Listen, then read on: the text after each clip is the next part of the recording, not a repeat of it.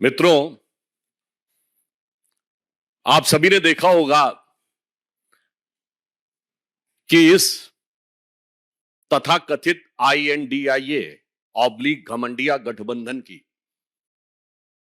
घटक दल तमिलनाडु के DMK के मंत्री उदयनिधि जो स्टालिन जी के बेटे हैं, उनका जो एक बयान आया है उससे ये मोहब्बत के दुकानदार का असली किरदार अब पूरी तरह उजागर हो गया है। क्योंकि हम ये कह रहे हैं कि ये कोई आइसोलेशन में दिया गया बयान नहीं है। This is not an statement given in isolation, but it is having a complete consequential sequence. आप पिछले कुछ समय से देखिए, बिहार के शिक्षा मंत्री पहले हिंदू धर्म ग्रंथों के बारे में बयान देते हैं, ये भी INDIA ऑब्लिक घमंडिया के घटक दल है। फिर उत्तर प्रदेश में स्वामी प्रसाद मौर्य अभी चंद दिन पहले हिंदू धर्म धोखा है बोल चुके हैं। याद करिए, इससे पहले कर्नाटक में वर्तमान में PWD मिनिस्टर सतीश झारकीवली, जो कांग्रेस पार्टी के हैं, मुख्य घटक घमंडिया गठबंधन का, ये बोल चुके हैं हिंदू शब्द बड़ा गंदा है, जब ये कार्यकारी अध्यक्ष हुआ करते थे कर्नाटक प्रदेश कांग्रेस के। गोपाल इटालिया, जो इस समय आम आदमी पार्टी के महासचिव हैं, जो गुजरात आम आदमी पार्टी के अध्यक्ष हुआ करते थे, वो बोल चुके हैं कि मंदिर नहीं जाना चाहिए, देवी देवताओं की पूजा नहीं करनी चाहिए। और अब उससे पूर्व के भी दौर की बात याद करें तो जब ये सत्ता में थे, जैसे आज आदरणीय गृह मंत्री जी ने बात याद दिलाई है, ये क्या कहते थे, मुस्लिम should have first right over the national resources of India. इन्होंने अपने मन से तथाकथित हिंदू आतंकवाद की पूरी थ्योरी कर ली थी। याद करिए, जनवरी 2013 UPA सरकार के गृह मंत्री सुशील कुमार शिंदे जयपुर में यह बयान देते हैं कि हिंदू टेरर कैंप्स चल रहे हैं, और जब सदन में उनसे पूछा जाता है, आप होम मिनिस्टर हैं, आपने बयान दिया है तो सबूत दीजिए, तो अपना स्टेटमेंट विड्रॉ कर लेते हैं कि मैंने ऐसे ही कहा था। इसलिए ये जो घटनाएं हैं, ये केवल ऐसे ही नहीं हो रही हैं। इससे पूर्व भी तमिलनाडु में कोलत्तूर गांव, पेरंबूर जिला, वहां पर कुछ साल पहले यह कह दिया गया कि मुस्लिम समाज की आबादी 70% हो गई है, तो मंदिरों में पूजा नहीं होनी चाहिए क्योंकि उनकी धार्मिक भावनाएं हर्ट होती हैं। और इसी गठबंधन के घटक दल DMK की सरकार ने उसे एक्सेप्ट कर लिया। वो तो मद्रास हाई कोर्ट ने इंटरवीन किया कि किसी भी समुदाय का बहुमत हो गया है, इसके आधार पर दूसरे समुदाय की पूजा नहीं रोकी जा सकती। केरल से कश्मीर तक सेकुलरिज्म के सारे सूरमा मुंह में दही जमाकर बैठते रहे। और आज जो एक घटना हुई है जिस पर हम आपका ध्यान आकर्षित करने के लिए आए, इस पूरी श्रृंखला को देखिए। और ये जो घटना हुई है, इसमें तमिलनाडु के मंत्री उदयनिधि जिस कॉन्फ्रेंस में पार्टिसिपेट कर रहे थे, उस कॉन्फ्रेंस का शीर्षक क्या था? इरेडिकेशन ऑफ सनातन धर्म। यह कोई बाई चांस मुंह से निकला बयान नहीं था, यह बाकायदा एक कॉन्फ्रेंस हो रही है जिसका शीर्षक है इरेडिकेशन ऑफ सनातन धर्म। हिंदी में कहेंगे सनातन धर्म का समूल नाश। इरेडिकेशन की हिंदी हुई सनातन धर्म का समूल नाश। और ऐसा भी नहीं कि वो सीधे बयान दे रहे थे, आप सबने वो क्लिप देखी होगी, पढ़ रहे थे कागज से। इसका मतलब it was well thought after, well written, with a proper design, with a proper conclusion. और यह भी मुझे आश्चर्य हो रहा है, मुंबई में बैठक खत्म हुई और 24 घंटे में धमाका। मैं पूछना चाहता हूं कि ये उदयनिधि को किसने लिख के दिया था कागज? और इसमें इस गठबंधन का क्या रोल है?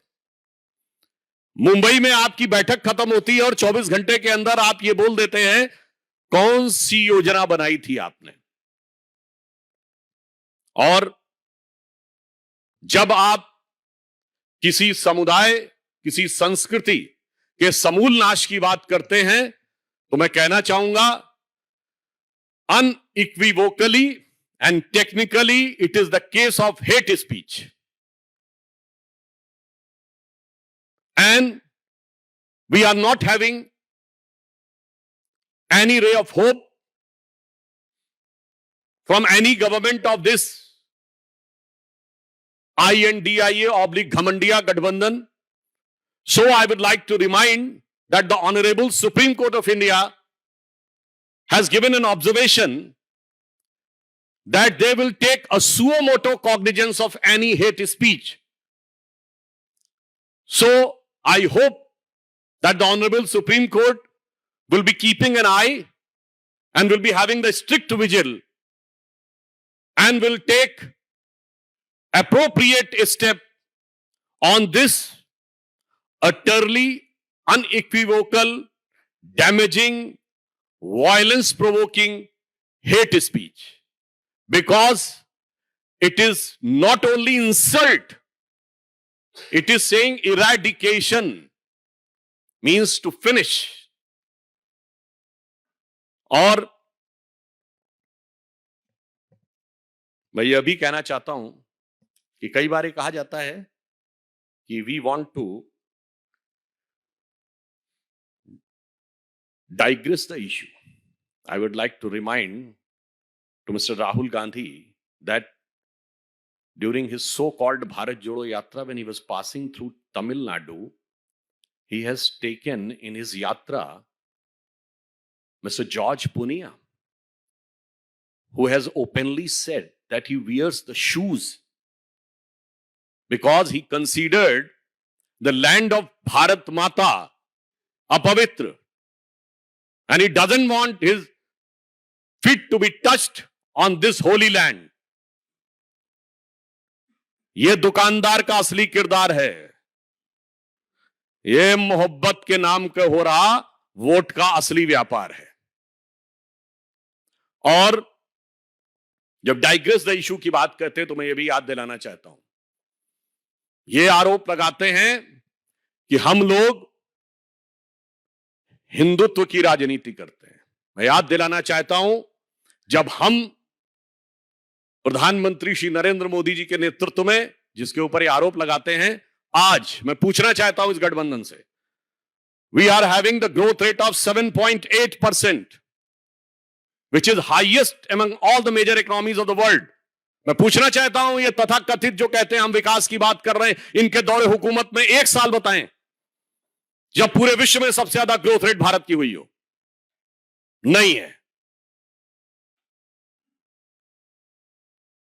यह बताइए, हमारी जब जब सरकार रही है, ग्रोथ रेट महंगाई की दर से ऊपर रही है। इनकी जब जब सरकार रही है, महंगाई की दर ग्रोथ रेट से ऊपर रही है। अरे इनके जमाने में तो वो मजाक उड़ता था, आप सबको याद होगा, इंडिया की ग्रोथ रेट क्या रहती थी? 1.82%. And those who remember in 1980s it was reduced कि भारत तो 2% से ऊपर जा ही नहीं पाएगा, because it is a Hindu rate of growth. That was 2%। और ये वो तब था when they were having almighty, all powerful 2/3 majority government of Srimati Indira Gandhi's 70s 1 to 77, then another 2/3 majority government of Srimati Indira Gandhi 81 to 84, then an all-time highest majority government of Rajiv Gandhi 84 to 89, 2% growth rate. हमारी government आई है, I can say the 7.8% growth rate in the worst possible situation in the world today. एक जमाने में IMF से loan लेने के लिए ये लोग पीछे भागते थे, and in our government the IMF chief Kristalina Georgieva says that India is going to be the brightest star. जब हमारी सरकार आई है तो बिल्कुल ऑब्जेक्टिव बात कहना चाहता हूं, हमारी सरकार आने के बाद 4 करोड़ लोगों को घर मिला है, 11 करोड़ लोगों को शौचालय मिला है, हर गांव को बिजली मिली है, हर गांव को सड़क मिली है, 50 करोड़ जनधन योजना अकाउंट बने हैं, 50 करोड़ आयुष्मान भारत मिला है। तो जब इनका एजेंडा साफ है कि हिंदू धर्म का समूल नाश करना है, सनातन धर्म का समूल नाश करना है, तो यह सिर्फ कोई धर्म संस्कृति का विषय नहीं है, यह भारत के समूल नाश करने का आधार है। और यह बात मैं इसलिए भी कहना चाहता हूं, भारत के वो हिस्से जहां इरेडिकेशन ऑफ सनातन धर्म हो गया, in the latest history Pakistan, what happened? अब तबाही का मंजर है कि नहीं? And in India, Kashmir, what happened before 2019? What was the growth rate? What was the employment rate? What was the education rate? That's why I want to say with firm conviction, their real design has been exposed. And this design is nothing but to hit and demolish the basic framework of this country, which is the base of knowledge, which is the base of development, which is the base of prosperity. मैं याद दिलाना चाहता हूं, ये so called secular सरकार में इस देश में सोना गिरवी रखा गया था। Foreign exchange reserve 1991, I would like to remind, within 1 year 2 times devolution of rupee, $1 billion, less than $1 billion of foreign exchange reserve. And it reached 100 billion in Vajpayee government, crossed 500 billion in Modi government. This is our development. और आप जिसको मुद्दे की बात कहते हैं, आपका मुद्दा सिर्फ भारत और भारतीय संस्कृति का अपमान ही नहीं करना, अब बहुत साफ हो गया है कि उसका समूल नाश करना है। तो by any parameter, if they want to talk, again I would like to remind, आपके जमाने में SC ST कमीशन एक होता था, हमने ST कमीशन अलग किया है। आपके जमाने में ओबीसी कमीशन जैसी कोई चीज ही नहीं होती थी, हमने किया है।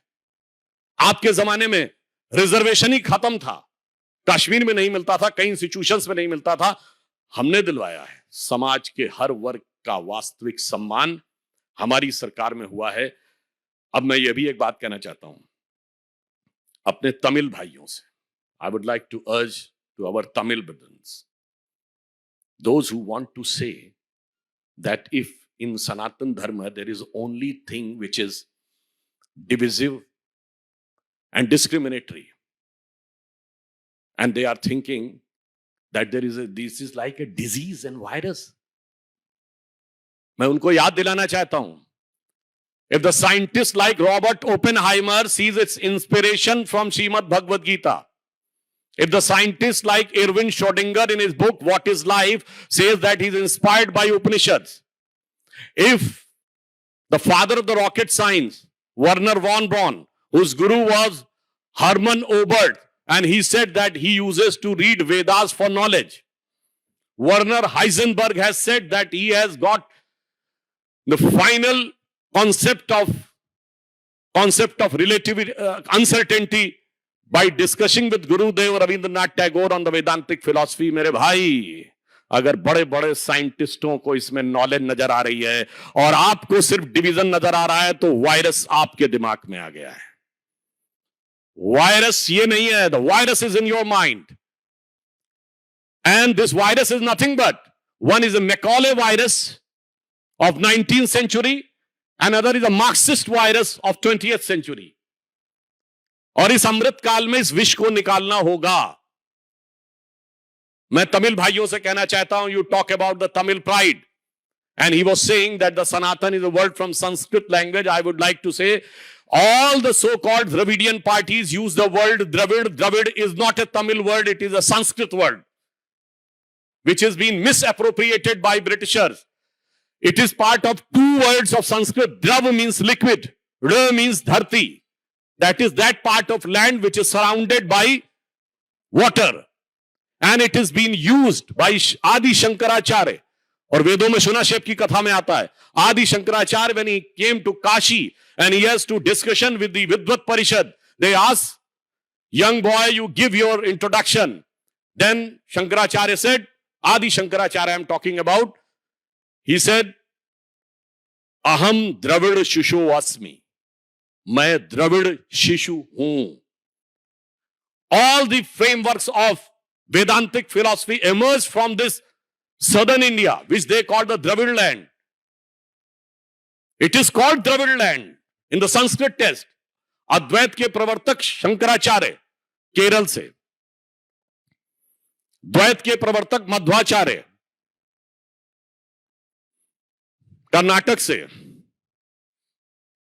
विशिष्टाद्वैत के प्रवर्तक मध्वाचार्य कर्नाटक से, द्वैत के प्रवर्तक रामानुजाचार्य तमिलनाडु से, द्वैताद्वैत के प्रवर्तक निम्बार्काचार्य आंध्र से, वेदों पर एकमात्र भाष्य लिखने वाले सायणाचार्य विजयनगर एम्पायर से, यानी आज का कर्नाटक और आंध्र. मान्यवर, क्या हिस्ट्री पढ़े हैं? ये कौन सा वायरस आपके दिमाग में घुस गया है? और मैं इसलिए यह भी कहना चाहता हूं, ये वायरस जानते कहां से घुसा है? There was a British missionary whose name was G.U. Pope, George Uglo Pope.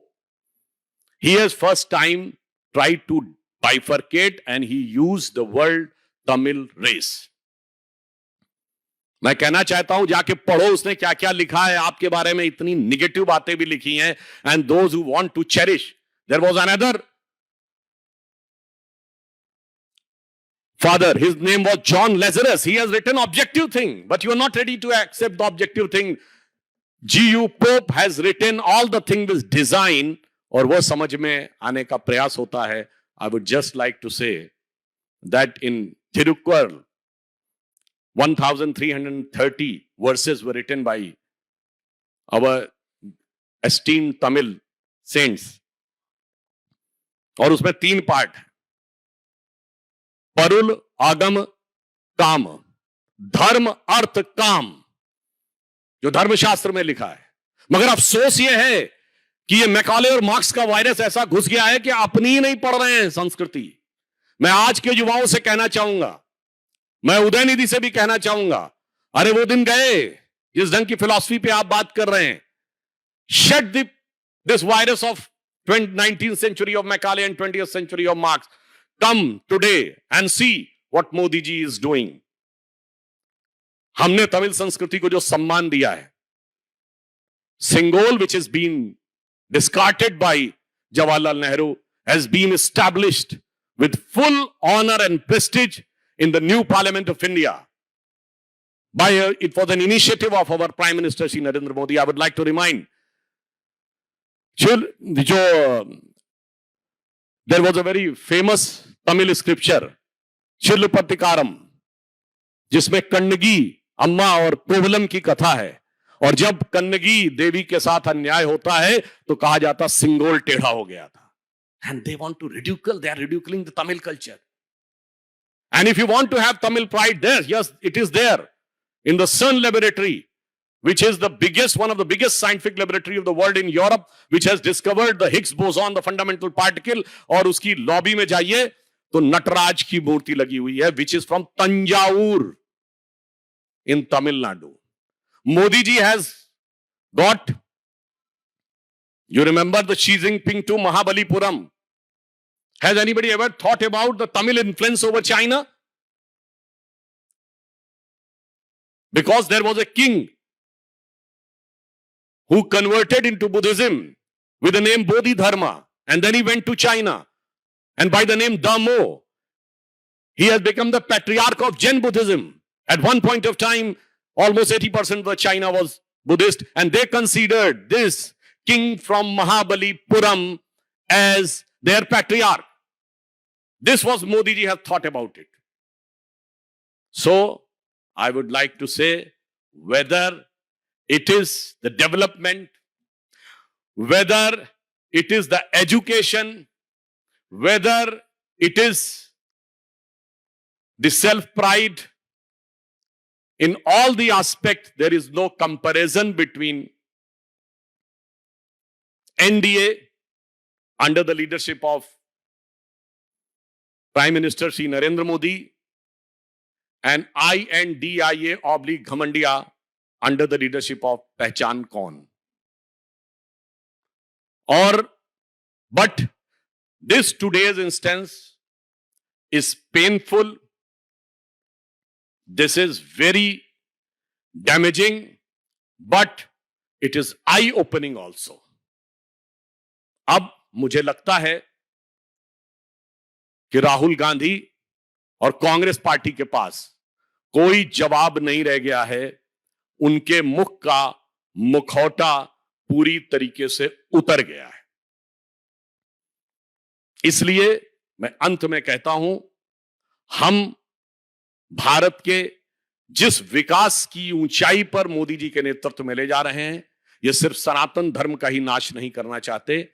They doesn't want just only to eradicate the Sanatan Dharma, they want to eradicate the entire developmental paradigm of the present government. और ये मैं इसलिए बोल रहा हूं, during our childhood we used to hear today's Chennai, then Madras was considered one of the most industrially developed city. आज कहां है चेन्नई? पीछे छूट गया। दिल्ली मुंबई से पीछे नहीं छूटा, गुरुग्राम से पीछे नहीं छूटा, बेंगलुरु अहमदाबाद से पीछे नहीं छूटा, हैदराबाद से पीछे छूट गया। क्यों? क्योंकि आप यही करते रहे। I remember during of one of my program in Chennai, I asked the DMK spokesperson कि why the Microsoft has shifted to gone to Bengaluru. They said because the climate there is good and here the climate is hot. So I want to say that you keep on keeping these type of hot climate and the development will get evaporating from there. That's why I want to urge the Tamil people, think of the Tamil pride, which is all over the world, all over the India, one of the most prominent religious temples were there. And look at the pace of development, look at the work undertaken for the poor and downtrodden, and have a clear, categorical vision in your mind कि कौन किसके साथ खड़ा है, कौन भारत के विकास के साथ खड़ा है, कौन भारत के समूल नाश के साथ खड़ा है। हम वी वांट टू से कि हम उस भारत के साथ खड़े हैं जो अब दुनिया में नई छलांग लगाने के लिए आगे बढ़ रहा है और जिसको पूरा विश्व दुनिया से, पूरे दुनिया भर से सब लोग उसका सम्मान कर रहे हैं। तो मैं एक पंक्ति कह के समाप्त करना चाहूंगा कि आवर विजन इज, स्वप्न देखा था कभी वो आज हर धड़कन में है, एक नया भारत बनाने का इरादा मन में है, बढ़ रहे हैं हम प्रगति की ओर उस रफ्तार से, कर रहा है विश्व भी हमको नमन उस पार से। धन्यवाद।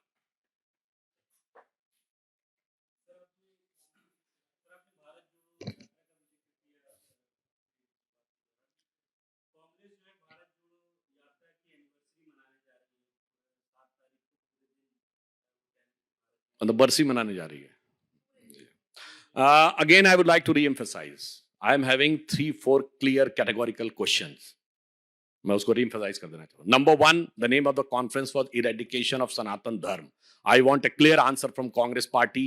You are in favor of eradicating Sanatan Dharma और हिंदू धर्म?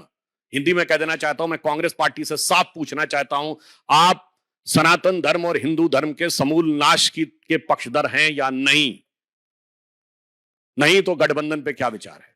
पॉइंट नंबर 2, वो पढ़ रहे थे उदयनिधि, वो कागज उनको किसने दिया पढ़ने का? पॉइंट नंबर 3, इस गठबंधन की मुंबई बैठक के 24 से 48 घंटे के अंदर यह घटना कैसे हुई? वो साफ करें कि क्या उन्होंने कोई ऐसी योजना वहां बनाई थी? एंड पॉइंट नंबर 4, ये हमारे हिसाब से हेट स्पीच है और इसके ऊपर तमिलनाडु सरकार को कार्रवाई करनी चाहिए। And point number 5, that we urge and request the Honorable Supreme Court of India that you have said that you will keep, Supreme Court will keep an eye and will take a suo motu cognizance of hate speeches, that they should examine it and take an appropriate action in accordance with the law.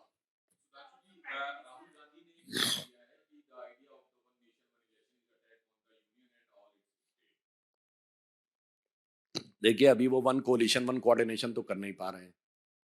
तो मानी हुई बात है, one ID one nation, और one nation को मानते नहीं है because they considered India is amalgamation of 22 nations, और उन्होंने टू नेशन थ्योरी एक्सेप्ट की थी। तो they don't believe in one nation, they have no concrete design for one coalition and not having any coordination, so obviously they will talk about negative about one election.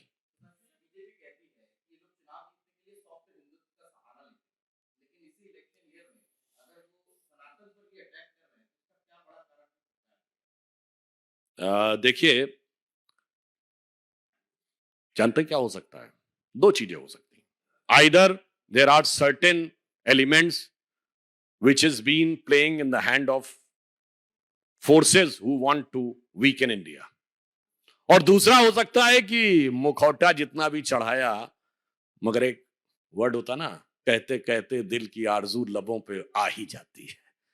तो जो आपके दिल की इच्छा होती है, वो एक कहावत कही जाती ना, पुराना गीत था, लाख छुपाओ छुप न सकेगा, राज हो कितना गहरा, दिल की बात बता देता है असली नकली चेहरा। तो जब वो हिंदुत्व की बात करते हैं, हिंदू धर्म की, वो नकली चेहरा होता है और ये असली चेहरा।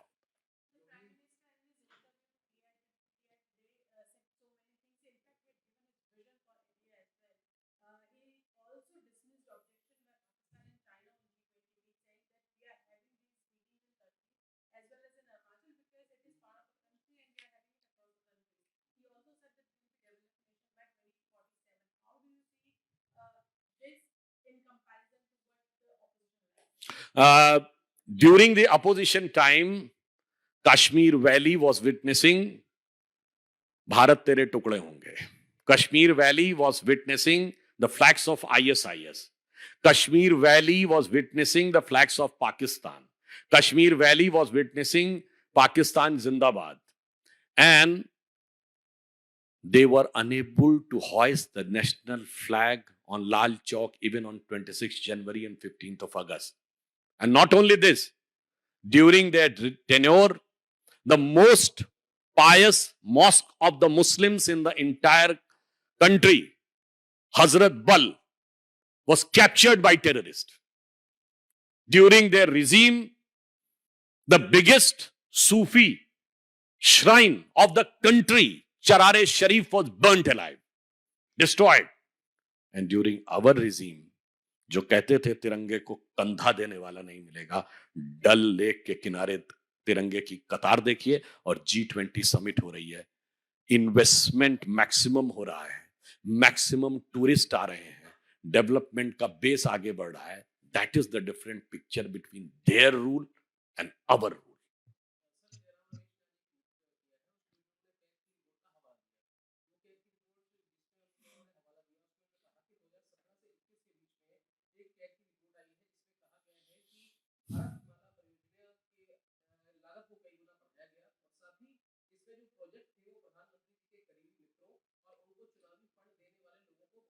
I would.